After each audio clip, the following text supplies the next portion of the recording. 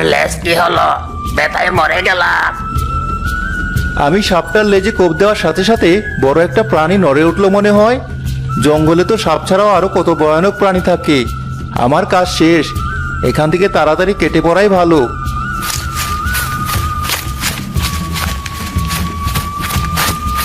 কে চোপের আড়াল থেকে আমার লেজে আঘাত করলো? সাহস তো কম না।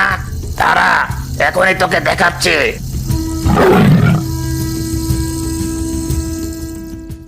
চোপের এপাশে তো কেউ নেই। বাঘ মামা, তোমার লেজ দিয়ে রক্ত পড়ছে কেন? আরে, তোমার লেজও তো দেখছি আমার লেজের মতো কাটা। তুমিও কি আমার মতো চুরি করতে গিয়ে তোমার লেজ হারালে? আমি তোর মতো ছিসকে চোর নয় যে চুরি করতে গিয়ে নিজের লেজ হারাবো। আমি আমার মতো এখানে বসে বিশ্রাম নিচ্ছিলাম।